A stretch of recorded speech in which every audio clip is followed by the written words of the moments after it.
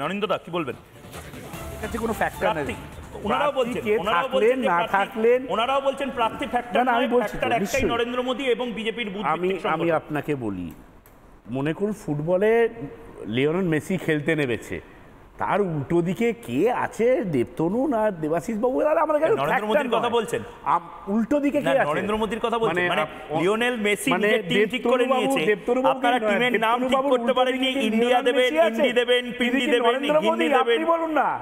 আমি তো বলছি উনার উল্টো দিকে শতাব্দী দিয়ে, আমাদের শতাব্দী যে আমাদের প্রার্থী হয়েছেন উনি উল্টো দিকে, উনি লিওনেল মেসি। উনার কাছে কে আসলো না আসলো কিছু ফ্যাক্টর নয়।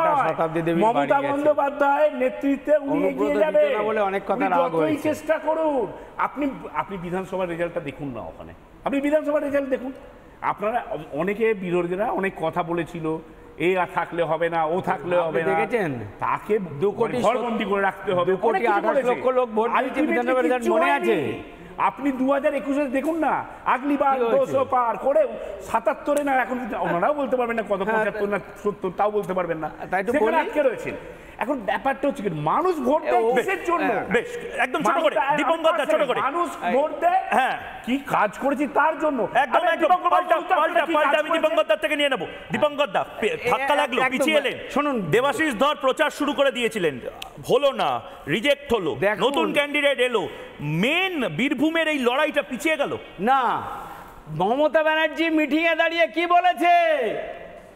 এই যে প্রার্থী হয়েছে ছেলেটা, সরকার সে কি করে হয় আমি দেখছি প্রার্থী, তিনি সার্টিফিকেট নোটিশ না দেওয়ার ফলে তার নমিনেশন পেপার করতে পারেনি। আমাদের দল ওই তো একটু আগে বলেছেন যে আচ্ছা, দেবতনু বাবু এই মুহূর্তে লাইভে রয়েছেন, বীরভূম থেকে একেবারে লাইভে রয়েছেন দেবতনু বাবু। ময়ূক বলছি এই মুহূর্তে, আমি যে কথাটা বলছিলাম যে গোটা বাংলা জুড়ে এবার তো তৃণমূল কংগ্রেস বলা শুরু করছে যে দেখুন ক্যান্ডিডেটকে বাতিল করতে হলো, আবার নতুন করে লড়াই শুরু করতে হলো। না, বাতিল মমতা ব্যানার্জি সার্টিফিকেট দেয়নি বলে হলো। বেশ, দেবতনু বাবু, আচ্ছা আমি দুজনকে একটু স্টুডিওতে থামাচ্ছি। বেশ, দেবতনু বাবু নতুন প্রার্থী, বীরভূমের নতুন প্রার্থী কি বলছে একবার শুনে নি। আপনি লাইভে আছেন দেবতনু বাবু, বলুন। দেখুন, তৃণমূল কংগ্রেস অনেক কিছু বলবে, মানুষ প্রমাণ করবে যে মানুষ কাকে নির্বাচিত করতে চায়। বিজেপি একটা রাজনৈতিক দল, কিন্তু BJP A party with difference. তার কারণ বিজেপির রাজনীতিটা সংগঠন ভিত্তিক। সেই জন্য যেমন দেবাশিস বাবুর নাম সামনে ছিল, ক্যান্ডিডেট ছিলেন, আমরা দেবাশিস বাবুর সঙ্গে কাঁধে কাঁধ মিলিয়ে নির্বাচনে প্রচার করেছি। আগামী দিনে আপনারা দেখতে পাবেন যে নতুন ক্যান্ডিডেট হিসেবে আমি যখন গ্রাউন্ডে নামবো, তখন দেবাশিস বাবু আমার সঙ্গে কাঁধে কাঁধ মিলিয়ে প্রচার করবেন। সেই জন্য শুভজিৎ নস্কর এই মুহূর্তে অধ্যাপক রয়েছেন, দেবতনু বাবু বলবে, আপনাকে একটা ছোট্ট প্রশ্ন করতে চান, প্রমাণ করবে। দেবতনুবাবু, আপনি তো দীর্ঘদিন মানে হিন্দু সংহতির সাথেই যুক্ত, সংগঠনের সাথে, তো আপনি কি হিন্দু সংহতির যে একটা আইডিওলজিক্যাল যে জায়গা, সেই জায়গাটা তুলে ধরবেন, নাকি আপনার কোনো কাজের নিরিখে আপনি লড়তে চাইছেন বীরভূম থেকে?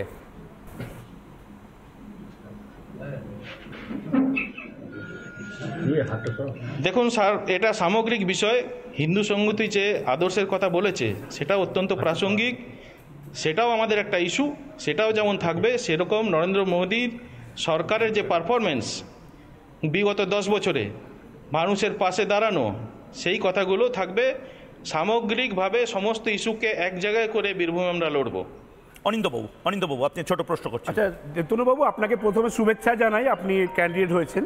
আচ্ছা, বীরভূমে মানুষ যদি আপনাকে জিজ্ঞাসা করে দ্রব্যমূল্যের দাম এত বাড়ছে, গ্যাসের দাম এত বেড়েছে, পেট্রোলের দাম এত বেড়েছে, চাকরি নেই, সিএ কেন ইমপ্লিমেন্ট হলো, আপনি তার উত্তরগুলো রেডি রাখছেন তো? মানুষদের কাছে পৌঁছতে পারবেন তো? প্লিজ এইটুকু একটু জানান। শাসক দলের সমর্থকের প্রশ্ন, আমার সব উত্তর রেডি আছে, আমি জনগণের সামনে সব বিষয় বলবো। মানে এখন বলতে পারবেন না, তাই তো? বেশ, ঠিক আছে। না, বলবেন, সব উত্তর রেডি আছে। ভোটের পরে বলবেন, ঠিক আছে বলবেন, কোনো অসুবিধা নেই। ভোটের পরে না, জনগণের কাছে বলবেন। এখনই আনতে চেয়েছিলাম, আপনার বলতে ভাই না পারেন। বসে বসে আমি আরে ওনাকে সিএ প্রশ্ন বাদ করলাম। দেওয়ার কথা বলছে বলে আরে তোমাদের ওনাকে প্রশ্ন তোমাদের কাছে বলতে দেশ বলেছি, শেষ। সাধারণ জনগণ। মমতা ব্যানার্জি নিজে থেকে বুঝতে আরে পারছে উনি কেন সিএ বিরোধিতা করে কি জিজ্ঞাসা অবস্থা হলো। করছে? বেশ, দেবতনুবাবু গোটা বাংলা এই মুহূর্তে আপনাকে দেখলো রিপাবলিক বাংলার মাধ্যমে, এবং আমাদের প্রতিনিধি মনোরঞ্জনও রয়েছে ওখানে। আমরা লক্ষ্য রাখবো আপনার ক্যাম্পেনের দিকে, কিন্তু তার পাশাপাশি লক্ষ্য রাখবো আপনি কতটা ফাইট দিতে পারেন এমন এক জায়গায় যেখানে কয়লা, বালি থেকে শুরু করে সমস্ত কিছু চুরি যাচ্ছে বলে লাগাতার আপনারা বলেছেন। এবং 5 সেকেন্ড বলুন, একটা আচ্ছা, কথা। বলুন, দীপঙ্কর একটা কথা। উন্নয়ন কোথায় দাঁড়িয়েছে দেবতনু বাবু? তিহারের জেলে। আর শতাব্দী রায় এই ভাগের সমস্ত অংশীদার।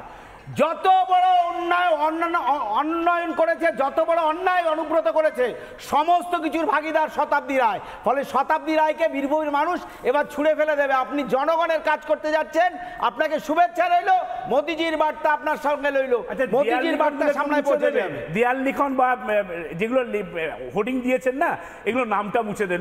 নামটা মুছবে তো। আরে প্রার্থী বদল হলে নাম তো মুছবে। এই যে তুমি কি এই সামান্য বিষয়টা জানো না যে প্রার্থী বদল হলে নামটা মুছবে? তোমার মমতা ব্যানার্জি ভয় পেয়েছে, চোর মমতা পুলিশকে দেখে ভয় পেয়েছে, তাই নো ডিউজ সার্টিফিকেট দেয়নি। বলো না কেন দেয়নি, বলো না তুমি মমতাকে সমর্থন করো, বলো কেন দেয়নি। বাবু বলছেন না, কেন দেয়নি? দীপঙ্কর বাবু বলেন জানি বলেই বলছি তো আমরা। পড়াশোনাটা করে আছি ভাই, একটু করে আসে বুঝতে পারবে। জানি আপনি প্রচুর অবশ্যই একদম এটা জানার কথা নয়। 24 বছর হলে নতুন করে আবার কলেজে ভর্তি হবে, একটু পড়িয়ে দেবো। আচ্ছা, আমি দুজনকে একটু থামাচ্ছি, কারণ কি আমার সহকর্মী পায়েল এই মুহূর্তে ব্রেকিং স্টুডিওতে একটি খবর নিয়ে রয়েছে পায়েলের কাছে। পায়েল, একদমই ময়ূক, আর যে খবরের দিকে এই মুহূর্তে তুমি নজর রাখতে বলবে একবার বিস্তারিত আমি জানাই যে প্রার্থী পদ খারিজ। বিজেপি প্রার্থী দেবাশিস ধরের সরকারি কর্মী হলে প্রার্থীকে নিতে হয় ছাড়পত্র। 2016 সালে নির্দেশ দিয়েছিল দিল্লি হাইকোর্ট, দেবাশিস ধরকে ছাড়পত্র দেয়নি রাজ্য সরকার। আমরা বিস্তারিত জানবো আমাদের প্রতিনিধি বিট্টুর কাছ থেকে। বিট্টু, প্রথমত যে প্রশ্নটা যে কেন ছাড়পত্র দেয়নি রাজ্য সরকার, এটা তো উঠে আসছে, তার পাশাপাশি পুরো ব্যাপারটা বিস্তারিতভাবে তোমার কাছ থেকে জানতে চাইবো। দেখো, এই মুহূর্তে আমরা যেটা খবরটা পাচ্ছি যে নো ডিউ সার্টিফিকেট না দেওয়ার কারণে দেবাশিস ধরের যে প্রার্থী পদ তা বাতিল হয়ে গিয়েছে। এবং এক্ষেত্রে দাঁড়িয়ে আমরা যেটা জানতে পারছি যে তিনি এই মুহূর্তে কোর্টের দিকে যাবেন এবং তার কোর্টের ওপর নির্ভর করবে সামগ্রিক বিষয়টা।